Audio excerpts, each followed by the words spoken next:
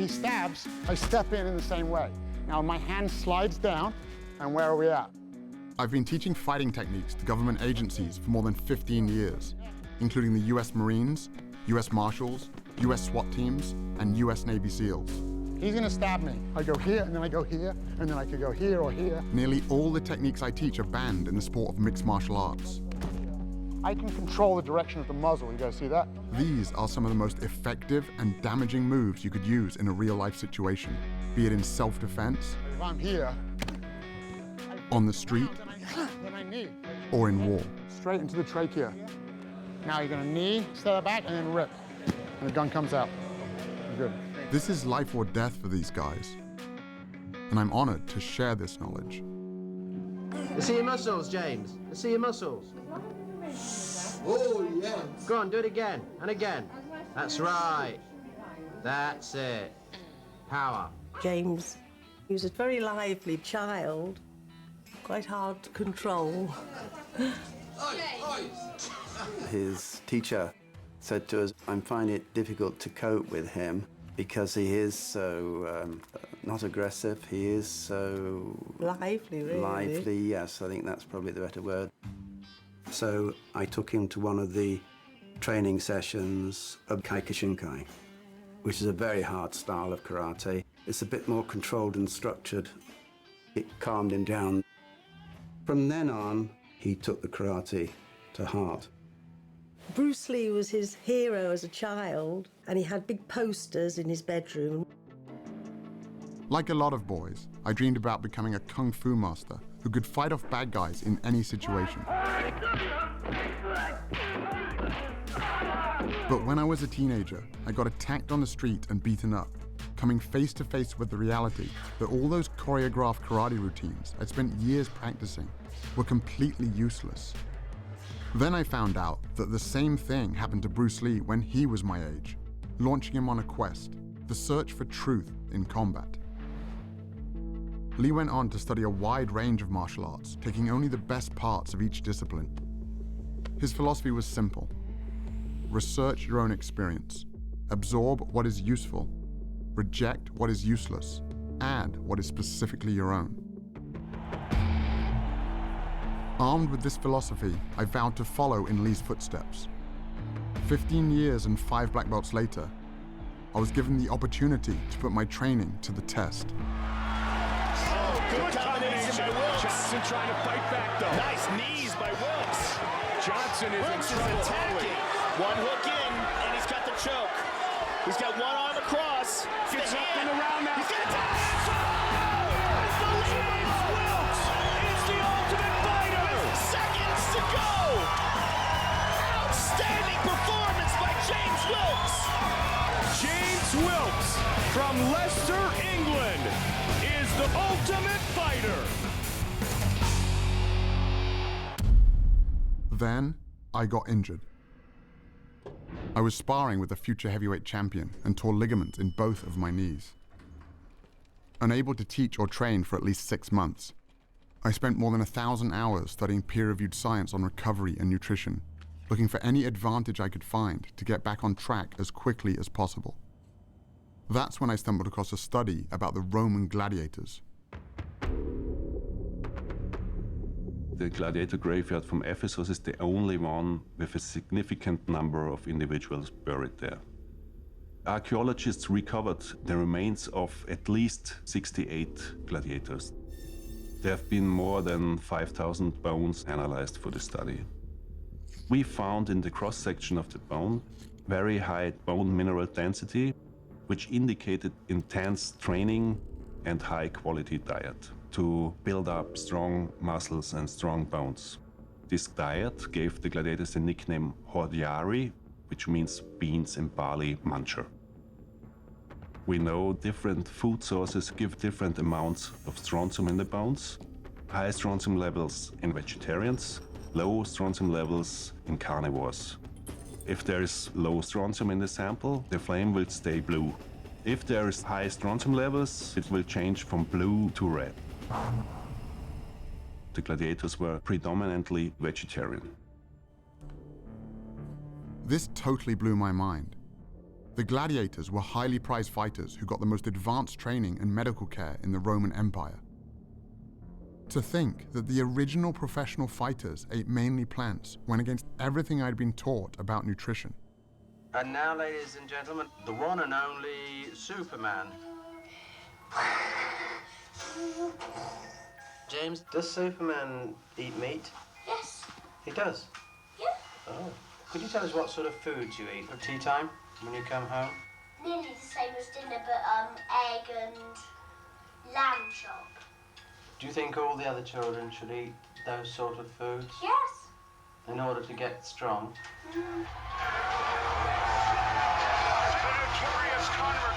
Even in the UFC, this idea that meat makes you tough had become a focal point for one of the most anticipated fights in the history of the sport, between Conor McGregor, the world champion in 2 different weight classes, and Nate Diaz, who accepted the fight with only 11 days' notice after McGregor's original opponent pulled out. McGregor was a big meat eater. It's steaks every day for me. Steaks for breakfast, steaks for lunch, steaks for brunch, grass-fed, massaged, beef, all day long. Diaz was on a plant-based diet.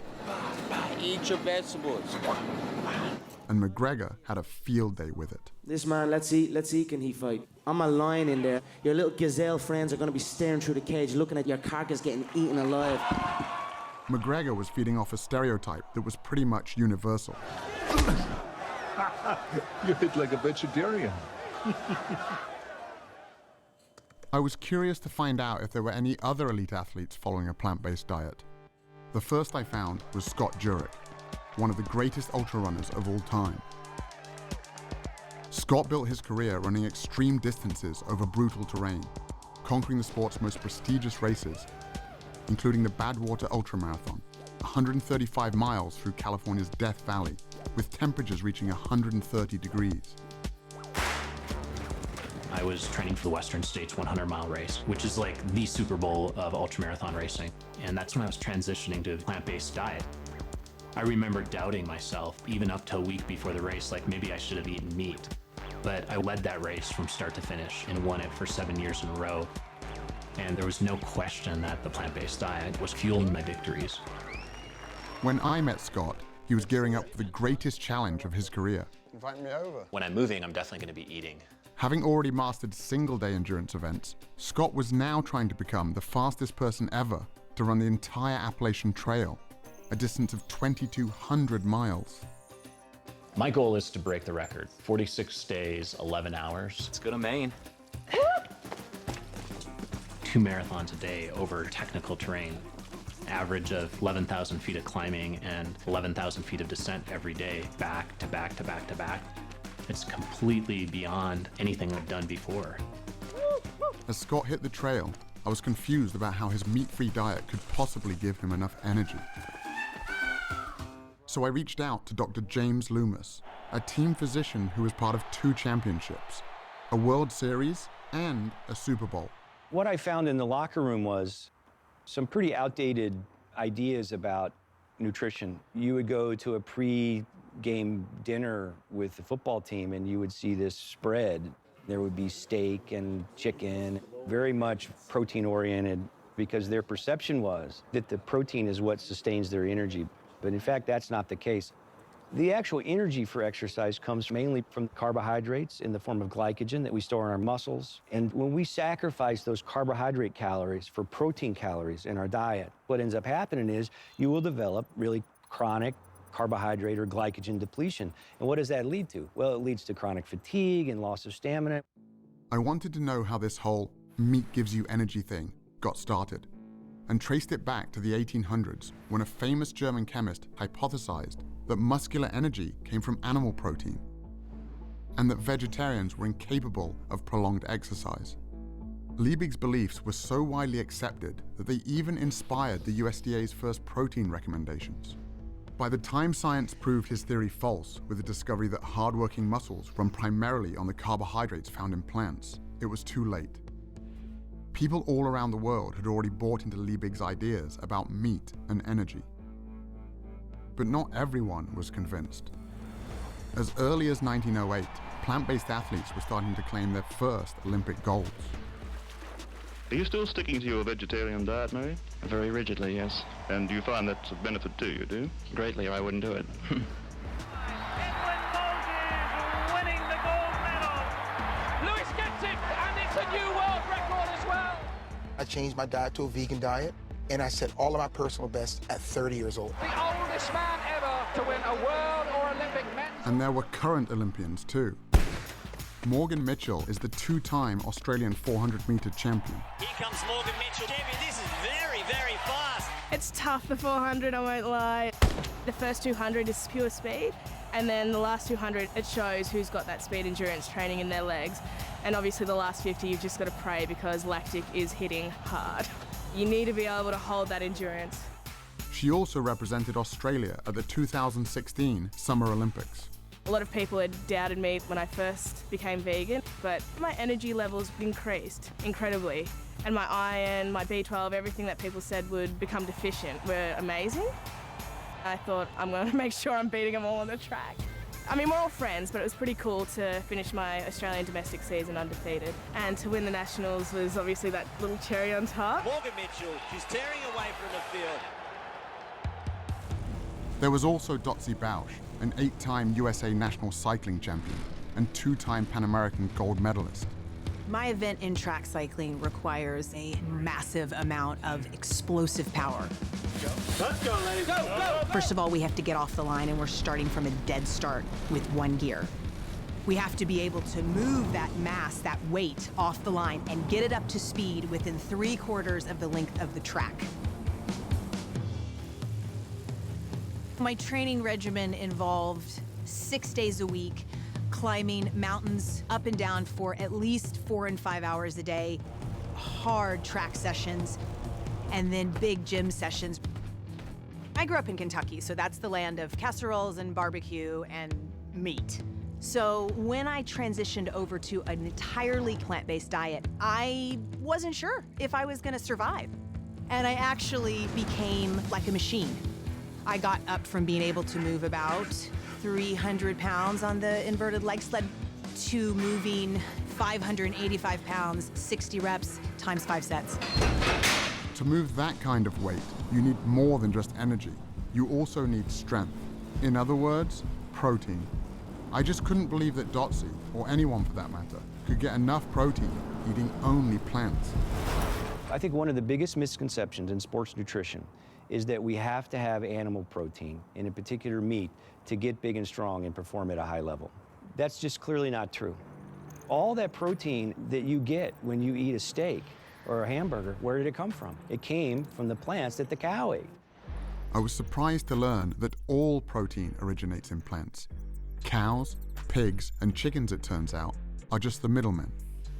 In fact, the largest study to compare the nutrient intake of meat eaters with plant eaters showed that the average plant eater not only gets enough protein, but 70% more than they need.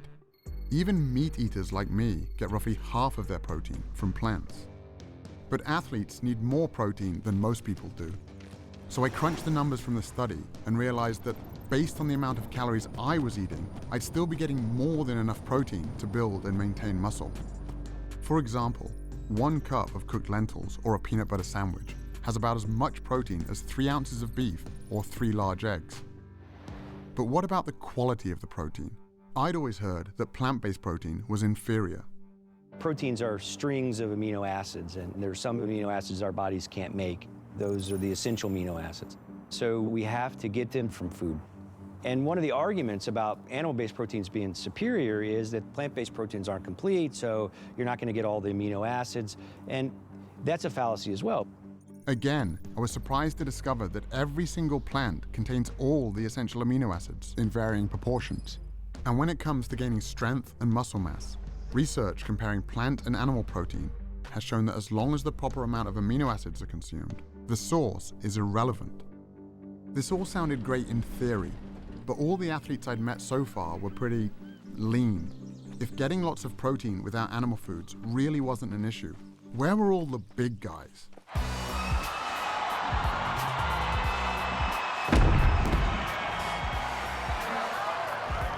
Kendrick Farris was the only male weightlifter to represent the United States at the 2012 and 2016 Olympic Games. Olympic-style weightlifting is going from the ground to overhead in one or two explosive movements, the most explosive movements that can be done.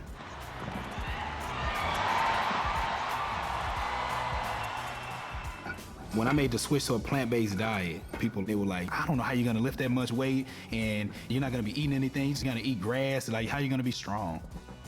I qualified for my 3rd Olympic team, you know what I'm saying? I broke 2 American records. I won the Pan Am Games. I was like, man, like I think I should have done this a long while ago. Like, why didn't I research this before? And Kendrick wasn't alone. 5,000 miles away, I found another strength athlete named Patrick Baboumian.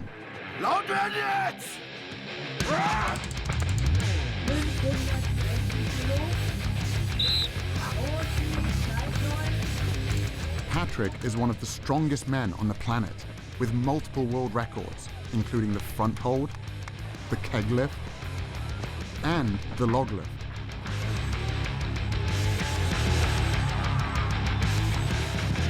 How could one of the world's strongest men be so powerful, eating only plants? No meat, no milk, no eggs. Most of the training I do at home because it's just more practical. Someone asked me, how could you get as strong as an ox without eating any meat? And my answer was, have you ever seen an ox eating meat? I stopped eating meat in 2005. Up to that time, I was 105 kilo. And now I'm 130 kilos. Also at the same time, I set like 4 world records. So when I stopped eating meat, I got stronger and bigger. Okay, so I just go under here. Okay, yeah. Really take care of, your back should really be straight. Get up. At 700 pounds, I could not move the yoke at all. It felt like it was bolted to the ground.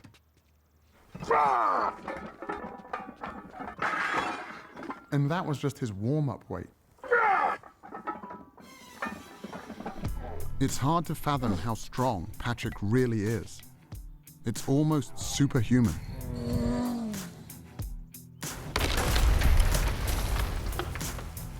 When I met Patrick, he was training to break the world record for the heaviest weight ever carried by a human being.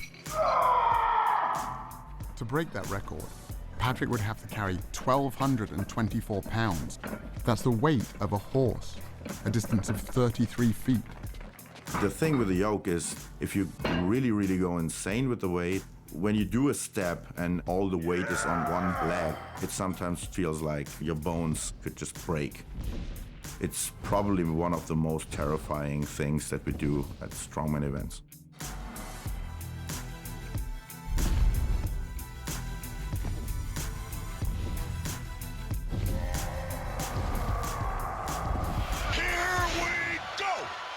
When Nate Diaz stepped into the cage to face Conor McGregor, the Vegas odds makers had Diaz as the 4-1 underdog. He caught him again with a right hook. And another left. And again with a combination. Diaz trying to finish with a submission. He got it. That's it. He's got the choke. Nate Diaz. He's done it. Nate Diaz beats Conor McGregor. Oh my goodness. Nate Diaz, you just shook up the world. How's that feel? Hey, I'm not surprised, motherfuckers. It's a bitter pill to swallow. It was simply a battle of energy in there, and he got the better of that, so. 9 days out from the fight, I started eating 2 steaks a day, and it just came back to bite me on the ass, you know?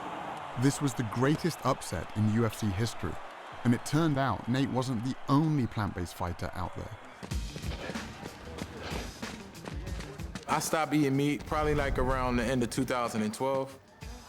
I grew up not even knowing about half of these other vegetables. Asparagus to me just came out like 5 years ago. You know what I'm saying? It's just like, as a kid, it was like, asparagus, we ain't never see that. I'm like, what's that? Bryant Jennings is a heavyweight title contender, best known for going the distance with Vladimir Klitschko, one of the greatest boxing champions of all time. My early years growing up in Philly, the only thing we knew was spinach in a can, collard greens, and Popeyes, KFC, everybody frying chicken.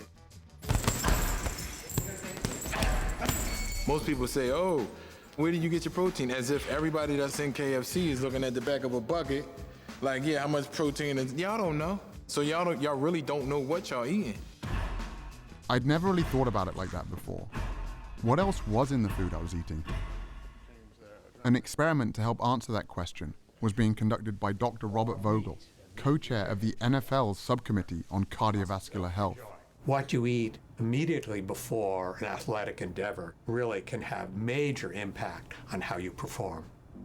There's a direct correlation between a meal and endothelial function. The endothelium is the lining of blood vessels. It regulates blood flow throughout the body. It knows that a particular muscle group or organ needs more blood flow, and it dilates, it opens up. When the endothelium is impaired, it cannot open up. It cannot allow blood flow to increase as much, and therefore impairs athletic performance. The test subjects were 3 football players from the Miami Dolphins, defensive back Michael Thomas, and wide receivers Griff Whalen and Kenny Stills. For the touchdown, Kenny Stills. Today, we're going to be feeding them 3 burrito breakfasts with a lot of protein. 2 of them have sources of animal-based protein and fat. One is from beef, one is from chicken. Third is a plant-based burrito, which has beans in it. So the protein and the fat came from a plant-based source. Tomorrow, we're going to feed them all bean burritos. We're looking at the impact of eating a different meal on the same people. All right, here's the beef. Thank you. Chicken here, and I have a plant-based one here as well. Thank you. Griff has been plant-based for 4 years, so he got bean burritos on both days. On away games, we always eat fried chicken, we eat Popeyes. I love fried chicken, I love Popeyes, and I'm gonna eat Popeyes every time. 2 hours after each meal, the players had their blood drawn and put into a centrifuge. The red blood cells sink to the bottom. An amber-colored fluid called plasma rises to the top. If the plasma is see-through, it means there's not much fat in the blood, and the endothelium is likely functioning well. Michael, today's blood and yesterday's blood. This is a plant burrito. This is a meat burrito. Look at the difference it makes in what circulates in your bloodstream. Cloudy. Cloudy.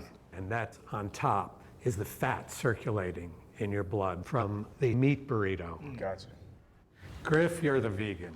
Here's your blood from today and your blood from yesterday. Nice and clear, both of them. So the fat from the avocado doesn't have that kind of effect? That's right.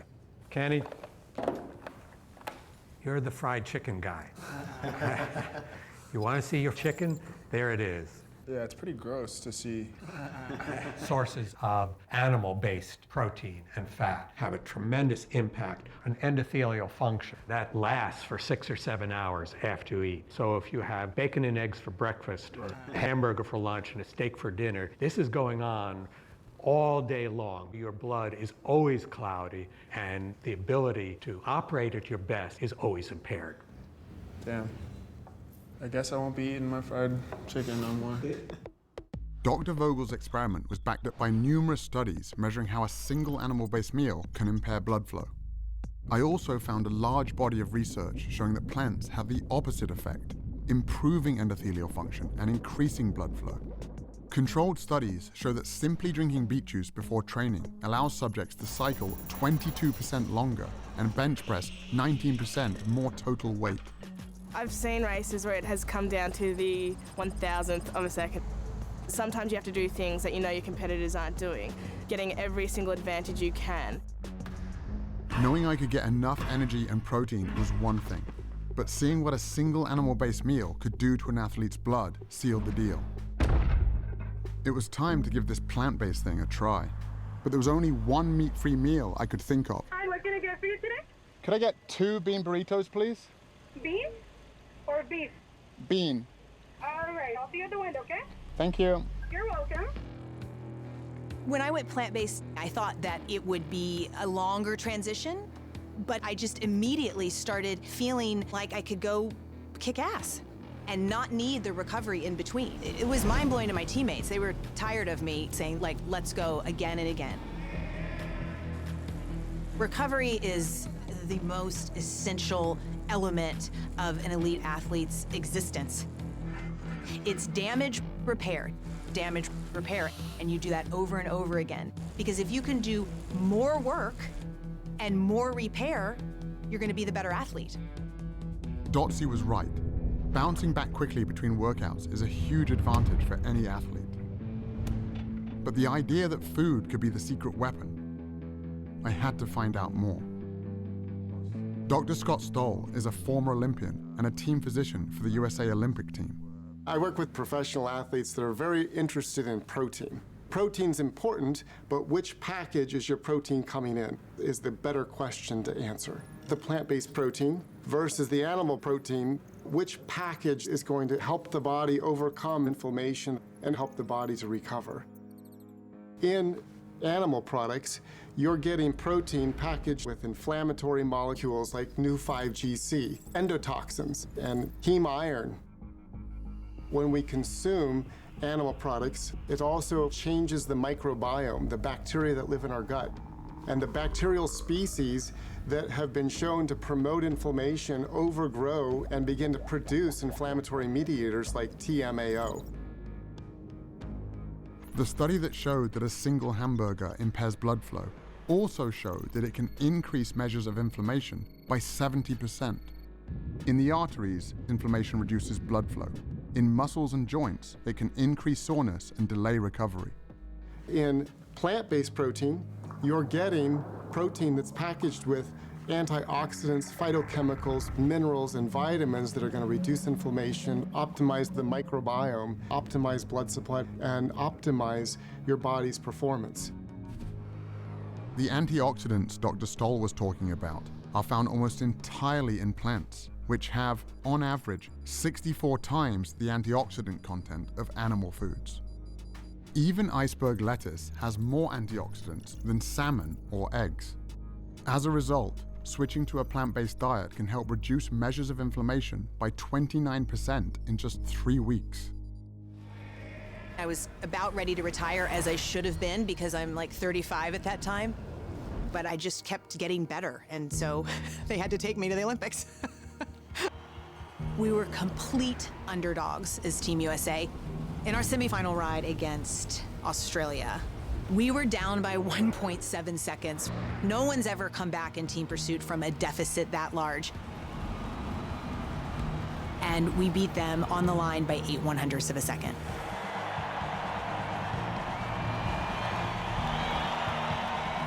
I was 39 and a half years old when I stood on the Olympic podium. I'm still the oldest person, male or female, to even go to the Olympic Games in my event. My diet was the most powerful aspect to me being able to perform and produce for the US team at the Olympic Games.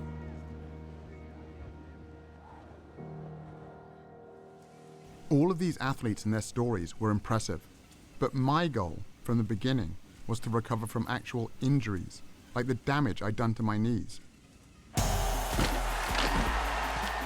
he's down at the line of scrimmage in the arms of Derek Morgan. Derek Morgan had been on a similar journey. In the NFL, the injury rate is 100%. It's a violent game. Hit hard and goes down there. And so how you respond to injury and how quickly you heal from injury is important, because if you're not on the field, you're not helping the team. I was reading the research and seeing that a plant-based diet could be beneficial specifically for recovery. And so I started incorporating it, and I started seeing really good results with it. I was recovering better. I wasn't getting as sore. I was a lot less swollen. Basically, to confirm what I was feeling, I got my blood tested. 6 months after being on the diet, all of my markers were down, my blood pressure, my cholesterol. But the main thing I was looking at was the inflammation marker in your blood, and mine was almost obsolete. It wasn't there anymore. A whole food plant-based diet is going to optimize the growth of blood vessels into damaged tissue. It's going to lay down new tissue in tendons and muscles. It's going to stimulate their immune system to fight off infections. So almost at every level, eating the right foods is going to accelerate the healing process. 6 weeks into my personal plant-based experiment, I went to the gym to see if I could notice a difference. I wasn't able to spar or wrestle yet, so I decided to hit the battling ropes. At my gym, lasting 10 minutes on the ropes gets your name on the wall. Only a few people had ever hit 20 minutes. Even at the peak of my conditioning, the most I'd ever got was 8 minutes. James, keep it going. But on this day, I hit 10 minutes easily. Then I hit 20, 30. You're at 45 minutes. I thought, holy shit, I'm gonna do an hour. I went past the hour mark by about 1 minute and just thought, all right, that'll do. I can't believe you just did that, man. The only thing that had changed was my diet. I could have kept going. That's fair for the record, right? Yeah. Freaking hour. When I was growing up, the toughest guy in the world to me was my dad. He taught me the value of self-defense and was always there to help me when I got into trouble. But now, he was the one who needed help. So you had a heart attack? Correct. Had you had much in the way of symptoms prior to this episode? No, never before. After my dad got out of the hospital following emergency heart surgery, we got on a Skype call with Dr. Caldwell Esselstyn, an internationally renowned heart disease researcher from the Cleveland Clinic. Always been, I think, very fit. So somewhat of a surprise. Well, no, not a surprise. In all of Western civilization, there is nothing more common than coronary artery heart disease. And that is because of the foods that most people eat every day. Do you happen to recall into which of your arteries did they place the stent? Was it into the left anterior descending or the right? After seeing how much a single animal-based meal can affect healthy young athletes, I couldn't help but wonder what a lifetime of these foods might have done to my father's heart. In all of our studies, we found the same thing. These same biological mechanisms that affect performance also affect our health. Chronic inflammation, oxidative stress, and endothelial function. When you eat animal products, you start to form plaques in the coronary arteries. Plaque formation in the arteries doesn't just limit the function of the arteries, it can also block the blood flow, and that's when the heart starts to have some real problems keeping up with the demands of the body. In terms of heart disease, oftentimes there's confusion. People think that, well, I don't eat red meat, so I'm okay. We know that it's more complicated than that. It's not just red meat. It's not just the fat. For nearly 50 years, we were told that the primary cause of heart disease was saturated fat and cholesterol, and that leaner meats, lower fat dairy products, and egg whites were the solution.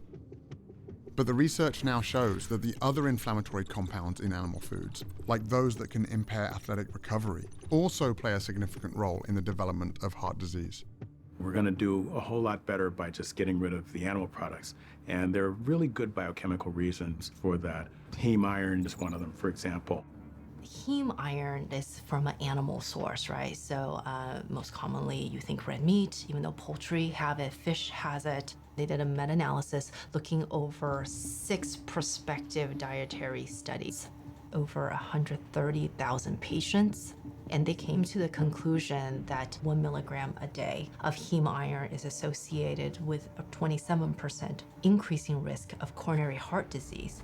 To put that in perspective, an average hamburger patty has about 2 to 3 milligrams. And it isn't just the iron in animal foods that can cause problems. It's actually the animal protein itself. It's not just red meat, not just chicken, not just eggs, not just milk. It's the ingestion of any animal protein. At that moment in time, a process begins at a chemical level inside the body. When the protein found in animal foods is cooked, preserved, or even just digested by our gut bacteria, highly inflammatory compounds are formed that corrode our cardiovascular system. This helps explain why people who get all of their protein from plants reduce their risk of heart disease by 55%. It would also help explain why the only diet that has ever been shown to actually reverse heart disease is a plant-based one. What we found is that in the first month, there was improvement in blood flow, and the heart began to pump blood more normally. After a year, even severely clogged coronary arteries became measurably less clogged, and even more improvement after 5 years. But in the randomized control group, who were doing just what their doctors told them to do at the time, less red meat, more fish and chicken, little exercise, and so on, their arteries got more clogged after 1 year, and even more clogged after 5 years. While all of this sounded promising, my dad didn't just need to get better, he needed to get better fast. The stents in his heart were only a temporary solution. He could have another heart attack at any moment. I found some hope at a firehouse in Brooklyn, where Dr. Esselstyn's son Rip, a former firefighter and professional triathlete, was launching some of New York's bravest on a powerful new program. What's the #1 killer of firefighters in the line of duty? Heart attacks. 67% of firefighters who perish from the line of duty die of heart attacks. So this right here, that is what we call a healthy artery. The blood can flow through this huge opening here, and this is what happens after decades on the meat and dairy diet. Okay? If you guys have been eating this way, I want you to take the 7-day rescue challenge. We bought you guys plant-based groceries. I want you to give yourselves the chance to see what your internal biochemistry does in just 7 days.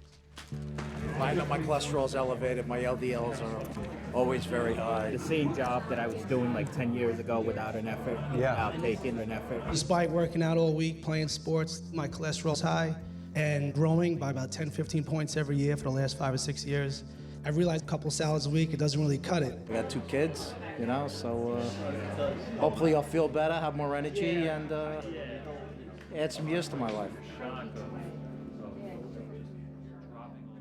I went to see if I could get my dad to make these same changes to his diet as soon as possible. Well, what are you suggesting? Well, let's do the shopping. Tomatoes, cucumber, we have hummus dips. But my dad can be a little stubborn, Soya yogurt, and that's about it, I think. so I wasn't feeling that hopeful. We'll just drink tea. I come from a town called Melton Mowbray, known in England as the rural capital of food. It's the home of Stilton cheese and the world-famous Melton Mowbray pork pie. The pace of change here is very slow. And my dad, like most of us, is a product of where he grew up. I just couldn't imagine someone as set in his ways as my father making such a big switch. On the top there, worth another 20 quid. Give us 50 quid a lot. Until I got home and went back to the gym. You push me. Ball here. I've spent years working out with Lucius Smith. He was a cornerback in the NFL, has a black belt in jiu-jitsu, and was my strength and conditioning coach. That's it. More arms. I told Lou about the research I'd been doing and what happened to my dad. And he'd never mentioned this before, and he said, I've been on a plant-based diet for almost 10 years. Lou is 60 years old, not far off my father's age. Most guys my age can keep up with the grandchildren. My grandchildren can't keep up with me. When I went from an animal-based diet to a plant-based diet, my blood pressure went down to like 110/70.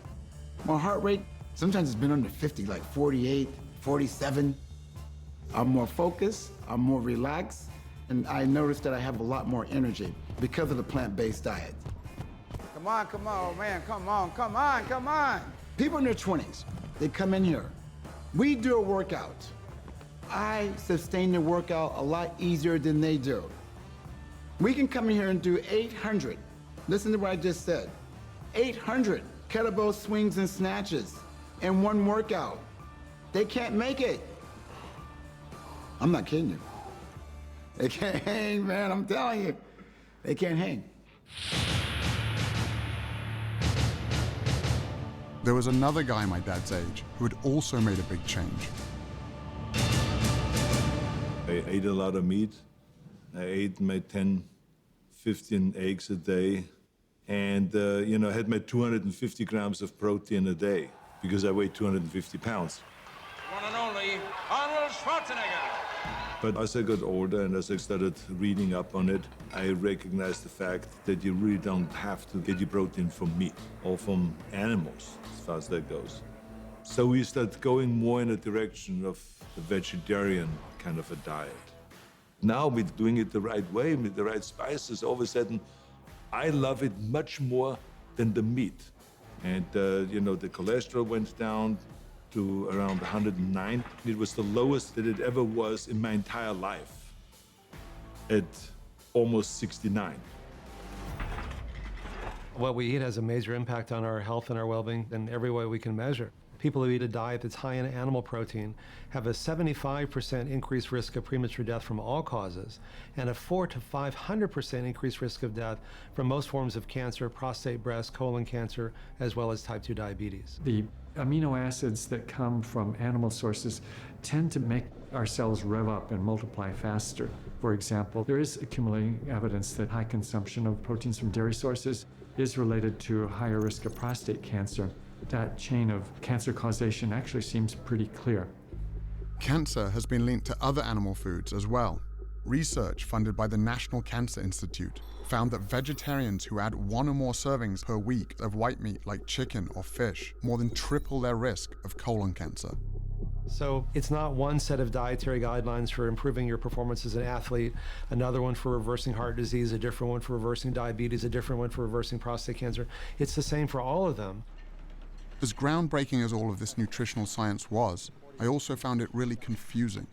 How could meat be so bad for us if that's what our ancestors were supposedly built to eat? When we think about the diet of early humans, we're often drawn to thinking about meat, but plant foods were more important than the archaeological record gives credit for. The food that could be relied on wherever you were was the plant food. The popular perception of what early humans ate dates back to the 1930s and 1940s, when there was some amazing finds of early human ancestors, animal bones and tools that very much look like they may have been used to butcher and maim those animals. So very early on, we had this notion that meat had a disproportionately larger role in the diet of early human ancestors than it actually did. The bias in the archaeological record toward stone and bone preservation over things like plants has led to a very skewed view. If we look at deep time, bones and stone tools preserve very well, but plants decay very rapidly. What's exciting, though, is in the last decade, we've started to realize microscopic fossils of plants do preserve quite well. And so we're revisiting some of these earlier Paleolithic sites and finding abundant evidence of plants. Advanced technologies, like those used to analyze the gladiator bones, have allowed scientists to take a closer look at the tools, bones, and teeth of our ancestors, leading to the discovery that early humans ate mostly plants. And the reason for this is actually quite simple. Humans do not have any specialized genetic, anatomical, or physiological adaptations to meat consumption. By contrast, we have many adaptations to plant consumption. We have longer digestive tracts than do carnivores, and this allows humans to digest plants and fibers that require longer processing time. We also lack the ability to produce our own vitamin C. Vitamin C is found in plants, so the fact that we cannot make our own indicates just how reliant upon plants we actually are. This is why we have trichromatic vision. This is very different from carnivores, which have dichromatic vision. We can see more colors, and this is very important, especially if you need to find fresh, ripe fruit. We have a brain that just is desperate for glucose. It's such a fussy organ. That's the only thing it really takes in for energy. Well, meat's not a very good source of glucose. To have a big brain like this, you need to eat something different. And the most efficient way to get glucose is to eat carbohydrates. But what about our teeth? Aren't they proof that we're built to eat meat? In primates, you might think canine teeth are associated with a diet of meat, but they're not. In gorillas, when males want to intimidate other males, they will show the length of their formidable canines. On the other hand, carnivores have distinctive teeth, and they're shaped like scissor blades. They simply shred the meat off and they swallow. Compare that to the teeth of a human being, square and low cusp for crushing and grinding tough plant tissues. Right there in your own mouth is the best evidence we have for a diet that could not have been meat. If you just got placed in some ancestral environment, the best thing you could be equipped with is not a very sharp spear. The most important thing you could be equipped with is knowledge of which plants you can eat. Suddenly it all made sense. The reason an animal-based diet isn't good for us is because our bodies aren't built for it. It's simply the wrong type of fuel. The only thing that didn't really fit was B12, an important vitamin that everyone kept warning me you could only get from animal foods. It turns out that B12 isn't made by animals after all. It's made by bacteria that these animals consume in the soil and water. Just like with protein, animals are only the middlemen. Before industrial farming, farm animals and humans could get B12 by eating traces of dirt on plant foods or by drinking water from rivers or streams. But now, because pesticides, antibiotics, and chlorine kill the bacteria that produce this vitamin, even farm animals have to be given B12 supplements. And up to 39% of people tested, including meat eaters, are low in B12. As a result, the best way for humans to get enough B12, whether they eat animal foods or not, is simply to take a supplement. When I caught up with Scott a full month into his 2,200-mile trek, he had fallen well behind record pace. Not even a week into the journey, I developed a quadricep tear. I had to start thinking, okay, how am I going to get through this? There are no rest days when you're setting a speed record on the Appalachian Trail. I needed to recover while I was still pushing my body to the brink, waking up the next day and the next day after that and doing the same thing. I really had to trust in my training and trust in my nutrition to help me get up each morning at 4:30 and put another 50 miles in. With only 12 days left to break the record, Scott still had 550 miles left to go. They were experiencing record rainfall in Vermont when I went through, and there's just no way that I could be prepared for it. I was trying to make up all the ground that I'd lost with the injury, trying to get back on record pace, getting 2 to 3 hours of sleep or less, night after night after night, going over some of the most remote stretches. I put in 26 hours straight. But the Appalachian Trail keeps throwing more and more mountains at you. It never really lets up. And by the time I actually got to New Hampshire, the White Mountains just obliterated me.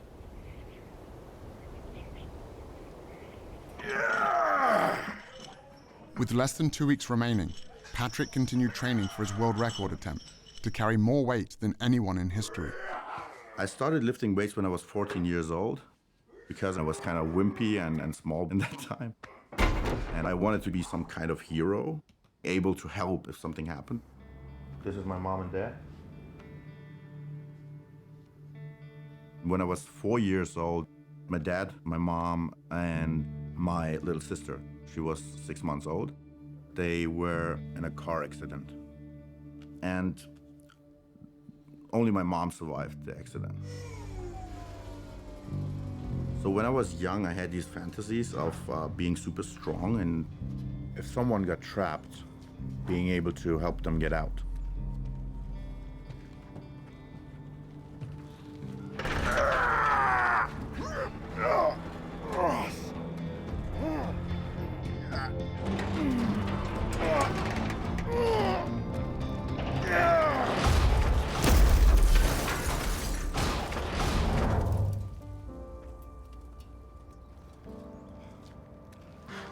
For any guy watching that day, it wasn't just a car Patrick had crushed. It was a myth they'd been fed their entire lives. Steak. That's what a man eats. Made from stuff guys need. Eat like a man, man.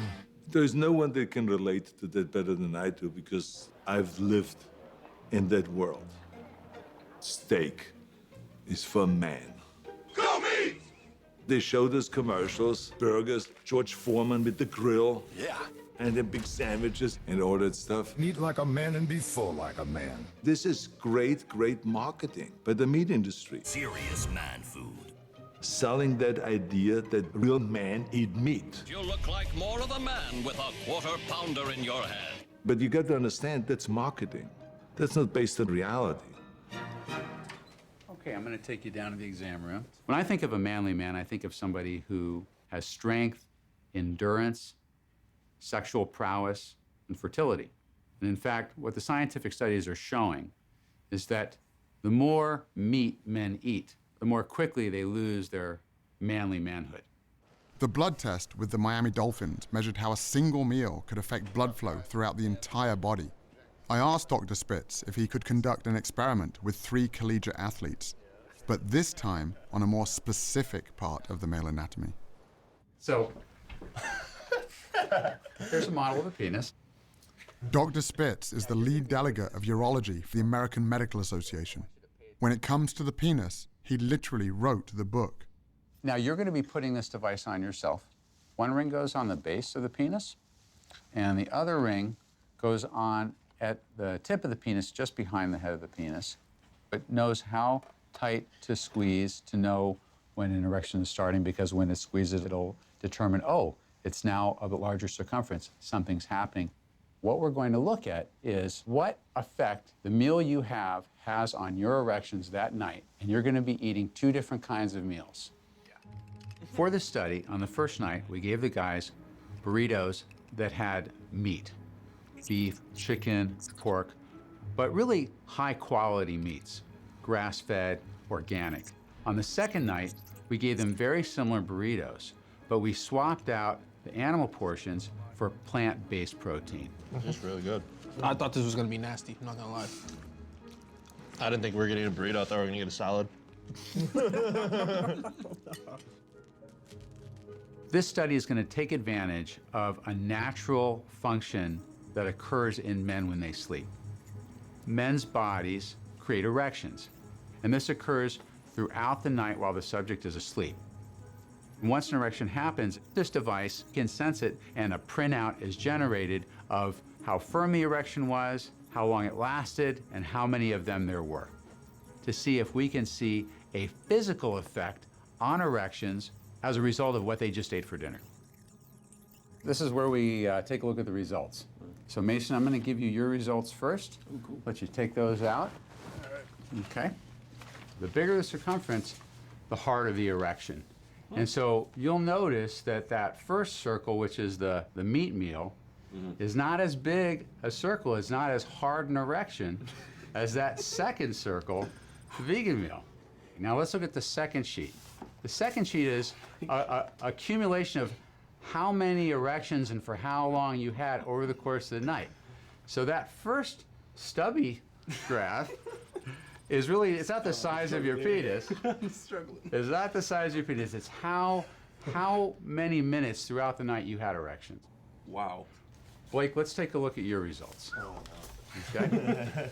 Hold composure. And look, again, like Mason, you were more erect after the plant-based diet than the meat-based diet. Okay, how about how often you had erections? Wow.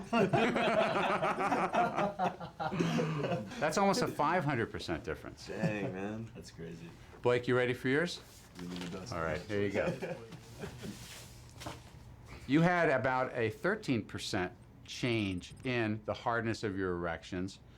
Okay, let's look at how many or how long you had erections for. Bro. Show it, dang it. Yeah, don't hold out. Oh. Bro, that's an hour, bro. So you guys all had a very similar response to the meat meal versus the plant meal.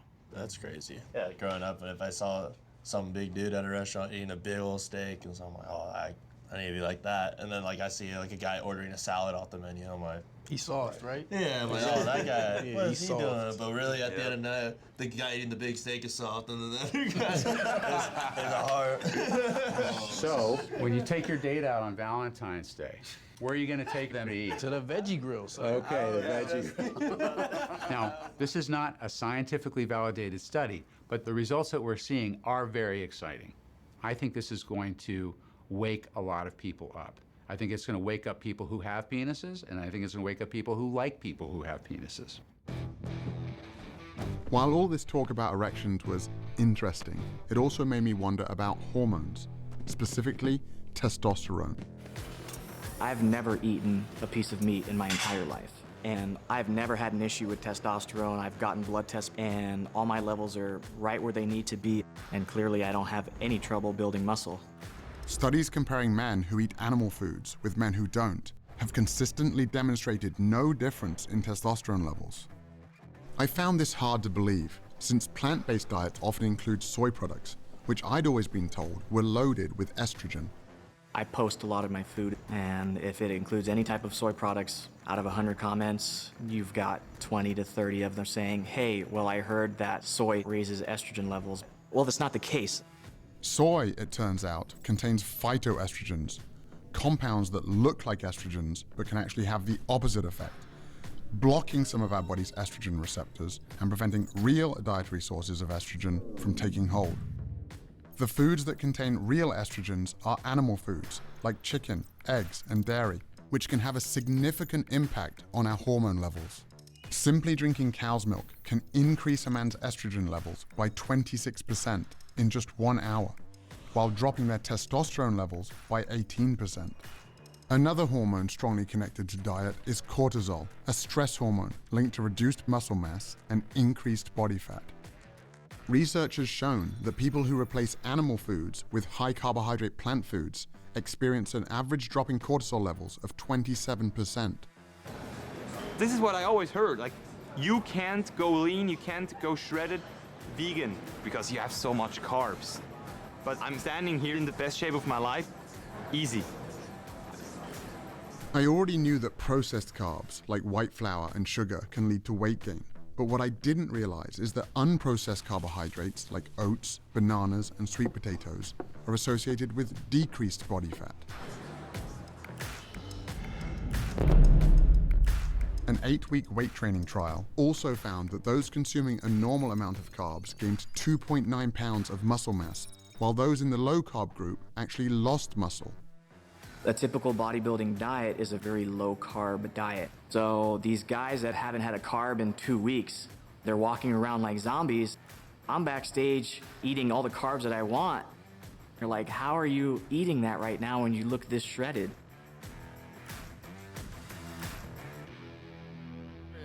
Back in Nashville, Derek introduced me to his wife Charity, a professional chef who had helped inspire a big transformation. Nice to meet you. When I started cooking plant-based, whatever I made for dinner, I made a bunch of it and would send it over to the facility for Derek to eat for lunch because I knew he had no options other than a side salad. You've seen Derek. Do you think a side salad is gonna fill him up? You know, I love to eat. In the beginning, I was like, I gotta psych myself out to say I don't care about flavor anymore. It wasn't really a sacrifice. She was still cooking, you know, mac and cheese and chicken wings, just plant-based. It's taking that love that you have for food and just changing it over to better ingredients. And so I brought it into the cafeteria, and I had teammates coming up to me. Guys were taking jabs and cracking their jokes. At the end of the day, the reason why I was doing it was to become a better player, which inevitably is gonna help the team. Players started looking over like, okay, that smells good. They were like, whatever you send Derek, send me. I was like, all right, good. It started with 5 guys, and now middle of season, 13 players. I never intended this to be a business at all. But the last 15 years, we haven't been to the playoffs. So I'm gonna do anything that I could do to help this team. There she go, how you doing? How you doing? Hopefully you're hungry. Oh, definitely. Sundays are good. After the game, me and the guys are always looking forward to mealtime. How you doing? You come with an empty stomach? It's a good time in this kitchen.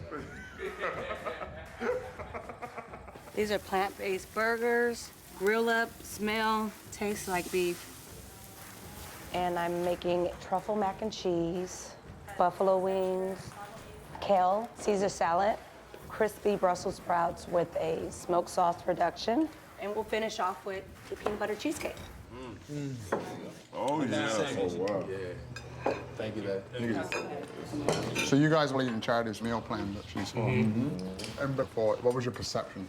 Well, I actually talked bad about y'all for like a couple weeks. Did you think you needed meat to be like strong? Right. That's exactly what I thought. I told him I feel like my whole childhood life was a lie. I definitely thought I was gonna miss it. And honestly, I haven't even thought about it again. But I felt more energized, feel stronger. It was pretty dope. And what about the taste? Tastes really good. And the meals were always looking good, and I found myself sitting in a locker staring at what they eating. So, I tried it, and honestly, I felt the difference, and, I was able to just perform consistently. Yeah, you caught your first touchdown after you switched over, right?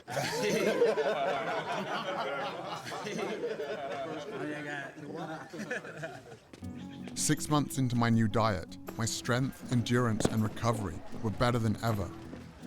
My dad's health was on the mend. Even my wife and kids were on board. But I was also pissed off. Why didn't everyone know about this? And then I remembered my grandfather, who died of heart failure at the age of 63 after more than 4 decades of smoking. A paratrooper in World War II, he got hooked on cigarettes during a time when young people like him were being sold the idea that smoking was actually good for you. Babe Ruth, idol of millions. To sell this idea, the tobacco industry turned to famous athletes, the ultimate symbols of fitness and health. After a game, Carl Furillo of the Dodgers looks for a mild cigarette, a Camel, of course. But right around the time Babe Ruth died from throat cancer in his early 50s, the scientific evidence was starting to stack up, so a new marketing plan was required. According to this nationwide survey, more doctors smoke Camels than any other cigarette. For years, the tobacco industry said that their cigarettes did not cause cancer. And they trotted out their own paid researchers to come out with statements to confuse the issue. Despite their efforts, cigarette ads were eventually banned from sports broadcasting, just in time for another big industry to step up to the plate and start playing the same game. What's in the bag? Big Mac? Play for it. With a new generation of athletes, including me. But it wasn't long before the evidence against animal foods started stacking up as well. Now that playbook is being used by the food industry. She's from the National Cattlemen's Beef Association.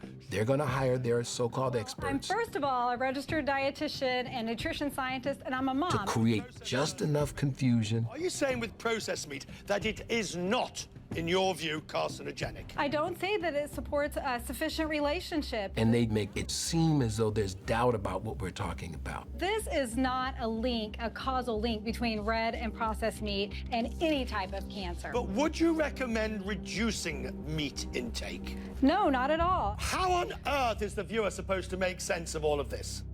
With overwhelming scientific evidence connecting animal foods to many of the most common deadly diseases, I discovered that the meat, dairy, and egg industries have engaged in a covert response, funding studies that deny this evidence while burying their involvement in the fine print. One of the hired guns paid to conduct these studies is Exponent Incorporated, a company whose research was used by the tobacco industry to deny the connection between secondhand smoke and cancer. For more than 50 years, Exponent has generated studies that challenge the health risks of everything from asbestos, arsenic, and mercury to animal foods. The formula works beautifully for people selling food. It works beautifully for people selling drugs to treat the diseases that bad food causes. And it works beautifully for the media, which can give us a new story about diet every day. Here we go again. New guidelines are muddled and confusing, and not by accident. The eggs are in. So happy about the eggs. I know, I am happy about the eggs. Eating bacon is okay. Absolutely. Okay, butter. Butter is back.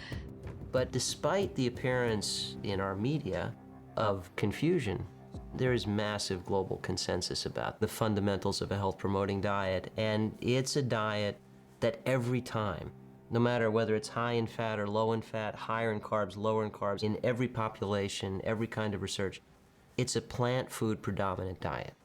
Every time. Just when I thought I'd uncovered every dark secret of the animal foods industry, I got invited to train a paramilitary group in Zimbabwe with a special mission. Okay, so just be very careful, guys. Stay on the rocks. Yeah. So these guys are now listed as critically endangered. There's only about 5,000 of them left on the planet. They're basically being hunted to extinction because of the value of their horn, around $40,000 a pound.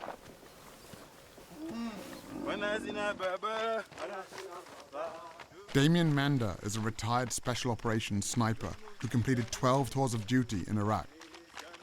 He's also the founder of the International Anti-Poaching Foundation. Poacher maybe have an axe or a knife, so trying to disarm them. Yeah. So, he's going to thrust with the knife. Here. We are the SEAL Team 6 of conservation. We're the guys that go in and stop the hemorrhaging. Okay. Yeah, I'll stick to my AK-47. You stick to that. I lived every young boy's dream. Jumping out of choppers, blowing shit up, stuff that most kids can only dream of doing on a PlayStation. I came to Africa because I was looking for the next 6-month adventure. I saw a bull elephant that had had its face cut off. Tusks that had been taken, the whole elephant sitting there dead because some guy wants to have a tusk on his desk. What sort of ambush is this called? Linear ambush. I had money and I had skills that could help these rangers. Using the minimum amount of force required to get the job done. And I made the choice to dedicate my life to helping these guys protect these animals.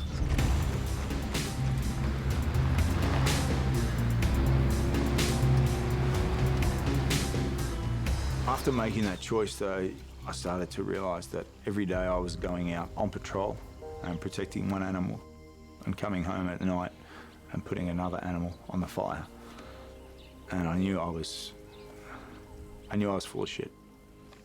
I created this flexible morality that was convenient for me, because if you don't eat meat, you're some sort of vegan that shrivels up into a string bean. In my mind, I justified it. There's enough cows on the planet, they're not going to go extinct. But the longer I thought about it, the more I started to accept what I already knew. The easiest way to protect other animals is just not to put them in your mouth. This whole fantasy that we need meat to get our protein, it's actually bullshit. I mean, look at a gorilla. A gorilla will fuck you up in 2 seconds. What does a gorilla eat? I just do the same things as these big grey things out here that we're trying to protect, elephant and rhino. I just stick to plans. The rangers that we support patrol 5 million acres of wilderness, protecting these endangered species. But the actual biggest threat we have is the meat industry and the land that they are continually taking away from what we have left of these natural wilderness areas. Inch by inch, yard by yard, mile by mile.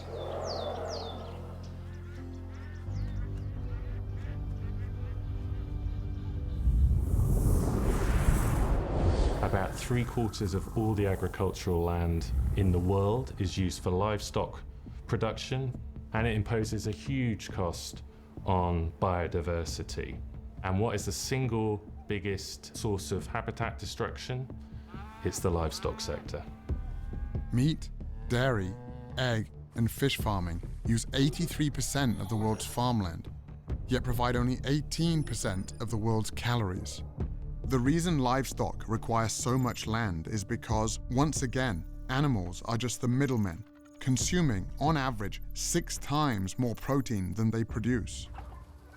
With more than 70 billion animals consumed globally each year, growing animal feed requires vast amounts of land, making it one of the leading drivers of deforestation. It also requires huge amounts of water. Meat plays a disproportionately large role in causing this overuse of fresh water. 25% of the rivers in the world no longer reach the ocean because we're taking out so much water to produce animal feed. Water has been fed into the grain that's been fed to the cattle. The cattle's being made into beef. One hamburger is 2,400 liters of embedded water. That's a heck of a lot of water. All told, more than a quarter of humanity's fresh water consumption goes to produce animal foods. And it's not just water depletion that's an issue, it's also water pollution. In the United States, for example, farm animals produce nearly 50 times more waste per year than its entire human population, polluting rivers, lakes, and groundwater all across the country. The livestock sector is responsible for 15% of global man-made emissions. So to put that in perspective, that's about the same as all the emissions from all the forms of transport in the world, all the planes, trains, cars, vans, and ships, all added up. Agriculture is not only the biggest culprit threatening the future for humanity on Earth, it is also the biggest and most important silver bullet to a solution. In the US, where meat consumption is 3 times the global average, shifting away from an animal-based diet would reduce agricultural emissions by up to 73% and save 1 million liters of water per person per year.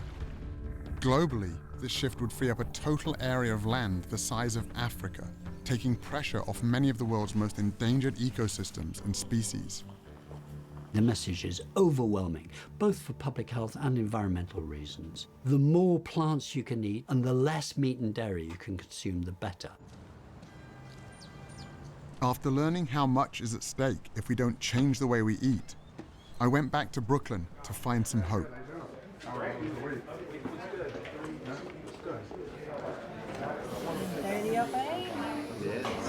Did you do it right the whole 7 days? Yeah, the entire time. You did? Yeah. Good for you. After eating a meal, I didn't feel like, oh, I gotta go find a couch to sit on or lay down, like that. I actually felt energized and I could jump on the bicycle or go on the treadmill or something. Or fight a fire. I was down 11. 11 pounds? Yeah. Your cholesterol was 262. Right. All right? Which is elevated, much higher than we want to be. Today, 176. Wow. Almost 100 points, huh? That's fantastic. Yeah. Thank you. On your blood pressure, you dropped 16.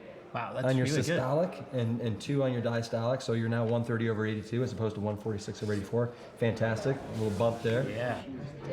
Your cholesterol was 276. I mean, you know that that's super elevated, right? Yeah, they were freaking out. They were freaking out. At the doctor's office. You know what? They should be freaking out now because today it was 169. Whoa, now you're talking. 169. You dropped 107 points, my man. That's amazing. Here's what we got. After 7 days, the cholesterol average drop was 21 points. The average weight loss was 6.12 pounds. You guys, instead of having arteries that looked like this here, right? You guys are on the road to having arteries that look like this here. And we know that the #1 killer of in the line of duty firefighters is heart attacks. This is a food-created disease, and you guys don't have to be another statistic. My doctor wanted to put me on a statin, and I kind of looked at it like that was like cheating, like an easy way out, and there has to be a healthier, more long-term alternative. And then when this opportunity presented itself, I took it. When you eat a healthy, whole foods, plant-based diet, it changes the expression of your genes. It turns on the good genes, turns off the bad genes. Your genes are a predisposition, but your genes are not your fate. And even if your mother and your father and aunts and uncles all died of diabetes, cancer, even heart disease, it doesn't mean that you need to. Once I get to here, I'm going to come up and I'm going to drop my head on his face. With help from my new diet, I've fully recovered from my injuries and am back to teaching self-defense. Or I can chop here and start to come here. But with a critical new component, internal defense. You can get improved blood flow that allows more oxygen, more nutrients to the muscles. And it's not just the athlete. Armed with the truth in nutrition, I now have the tools to help protect more lives than ever before. It's good. Is it? Yeah.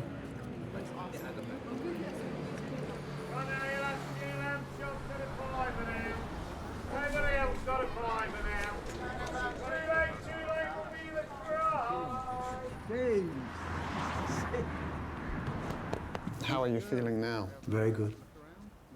The figure that I read, it was 85% likelihood of your first attack, and that kills you. That's a high percentage, which makes me feel very blessed. Happy birthday, dear Pops. Happy birthday to you. Thank you. We've gone down the vegan route, and we now have soya milk. Marsha makes sure I have my vegetables. Insists on it now.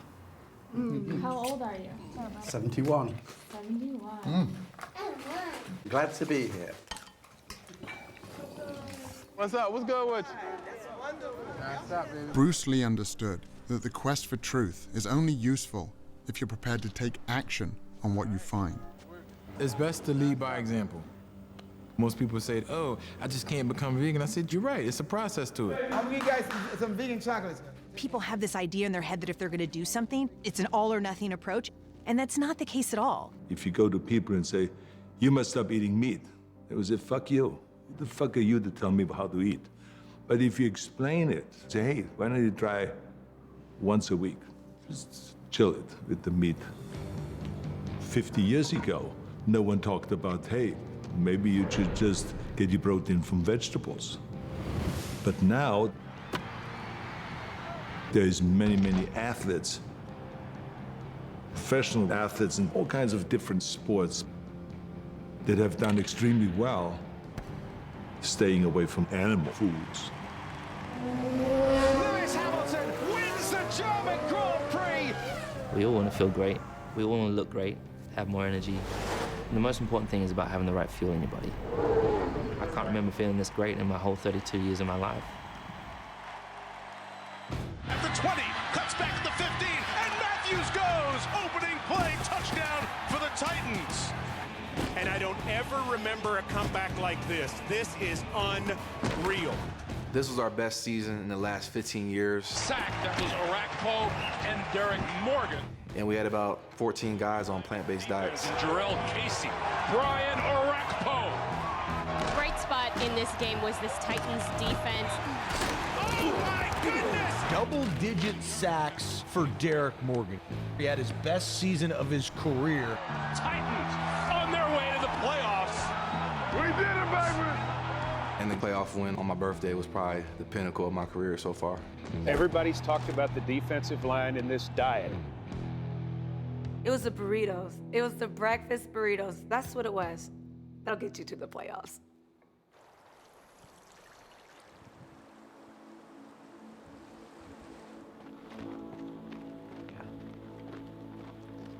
By the time Scott reached Mount Katahdin, word of his perseverance was bringing people out in droves.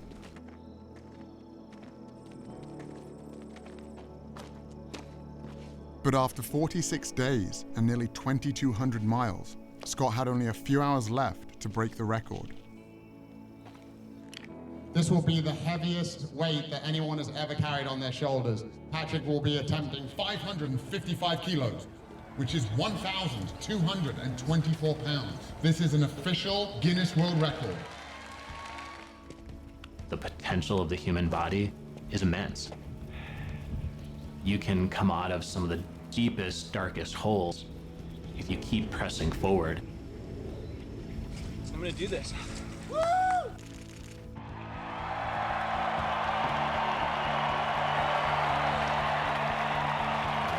Here we go!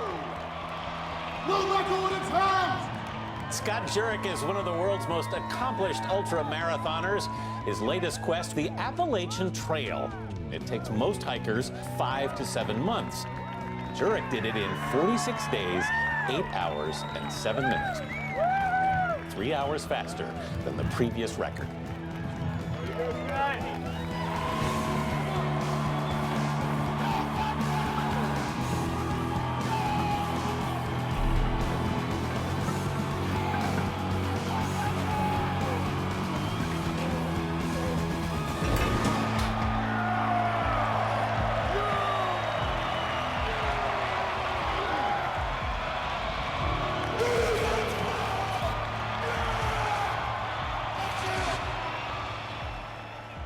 It's not about being the strongest and the biggest.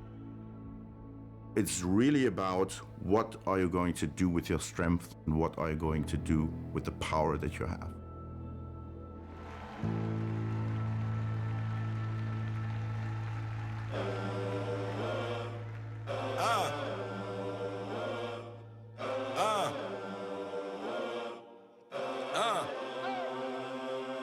I'm in it just to rewrite history, cause I'm in the mood to label us the leaders of the new school. This ain't for the radio, can't find this on YouTube. This the type of killing that these critics ain't used to.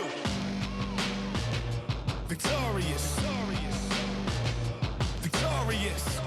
I basically start my day with a big smoothie. Some greens in it, like kale or spinach, some pea protein. Pancakes really at the top, because I like breakfast food anytime. Like, it's no wrong time to have that. I love my toast with peanut butter. Lunch, I would make a veggie burger. Avocado's a really big one for me. I'm addicted. A big salad with veggies, quinoa, rice. I call it the trough bowl. And then at dinner, anything from Japanese to Mexican. I love Indian food and also a Thai curry. Really, I like pizza. If I'm about to just chow down, like really get it, man, a lasagna. If you like chicken nuggets, okay, they have vegan nuggets. If you like meatballs, they got vegan meatballs. A lot of pizza, pasta, and burgers, sometimes even at the same time.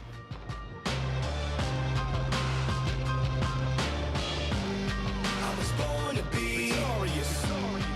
Most definitely victorious. I'm destined to be victorious.